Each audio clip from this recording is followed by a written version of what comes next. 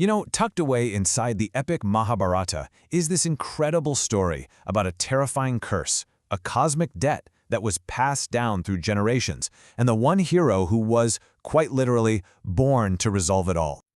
So, the story kicks off with this just horrifying prophecy. Can you imagine? The mother of the Nagas, the great serpents, cursing her own children to be completely destroyed in a sacrificial fire. And this wasn't just some idle threat, you know? This was destiny, set in stone, a seemingly inescapable doom. And that's the real heart of the problem, right? A mother's curse. That's considered one of the most powerful, most binding forces there is. I mean, it's a dilemma that seems absolutely impossible to solve. How could the serpents ever hope to get out from under a fate like that? Well, to fight an inescapable curse, you're going to need an extraordinary plan. The Nagas, instead of just accepting their fate, started putting a plan in motion. Something so intricate, so detailed, it would literally take generations to fully play out. The whole thing hinged on bringing together three very unlikely figures.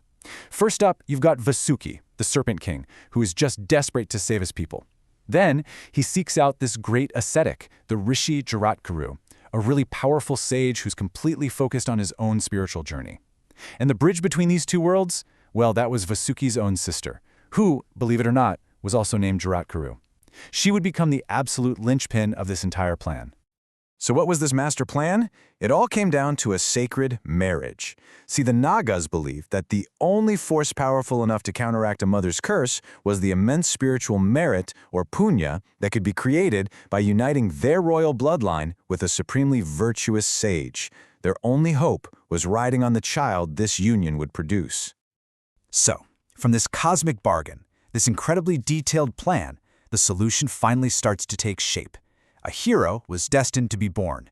But think about it. The entire weight of a kingdom's survival was about to rest on the shoulders of a child who wasn't even born yet. Talk about pressure. And that child is Astika. And listen, he wasn't just any child. The text describes him as an illumined rishi, basically a great soul from the moment he was born. His very existence was the result of this desperate, long-term plan, and his destiny was woven into the fabric of that Naga curse from day one. And when you look at his qualities, you can see exactly why he was the guy for the job. His deep knowledge of the sacred texts, the Vedas, that gave him incredible wisdom. His ability to see all beings as equal gave him impartiality. And get this, even as a kid, he had this way of just bringing peace to those around him. He was embodying his purpose from the very beginning. So, years go by. Astika is growing up, getting wiser, but all that time, the clock is ticking, the hands of fate are moving, and finally, the moment foretold in the curse arrives, setting the stage for a cataclysmic event that would test his destiny and decide the fate of his entire people. And then, just like the curse predicted, King Janamejaya, a descendant of the legendary Pandava heroes, he starts the sarpa yagna. And this was no small ritual.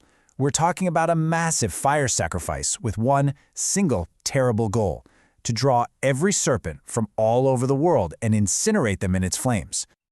So right here, this is it. This is the cosmic collision course we've been building towards. On one side, you have a powerful king carrying out a vengeful vow that fulfills that ancient curse. And on the other, you have a young rishi, born of both serpent and human blood, whose entire purpose in life is to stop that very vow.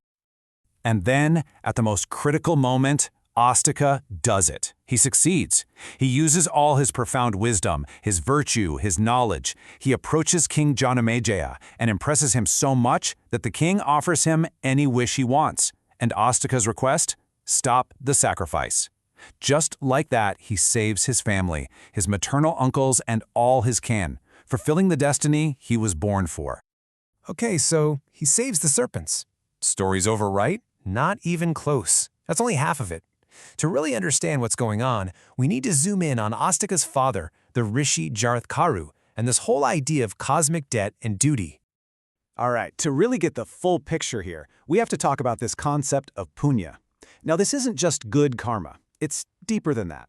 It's a profound spiritual merit that you earn by fulfilling your dharma, your unique, sacred duties to your ancestors, to the gods, and to the world itself.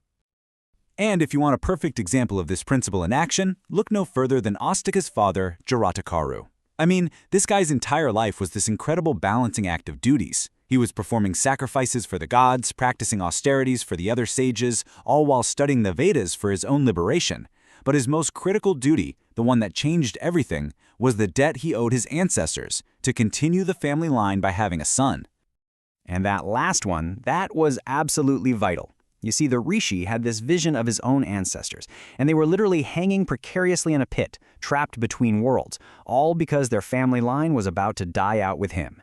By having a son, he paid back that debt, securing their path to Swarga, or heaven. So when you lay it all out like this, his whole journey just clicks into place. It all started with this profound debt he owed his ancestors. That pushed him into the action of marrying and having Astika. And through that one act, combined with a lifetime of fulfilling all his other duties, he achieved total liberation, not just for himself, but for all the generations that came before him. And so, with every box checked, every duty fulfilled, and every single debt paid, Jaratkaru's part in the story comes to this really peaceful close. He achieved the highest spiritual goal imaginable, and he left his son Astika behind to complete his own great destiny in the world. The story itself might be over, but the questions it leaves us with, wow, they are timeless. You had a serpent princess who married a complete stranger. You had a devout Rishi who completely altered his life's path. Both of them made huge personal sacrifices for a destiny that was so much bigger than themselves. It really makes you think, doesn't it? When our own path collides with a greater destiny, what is our true duty?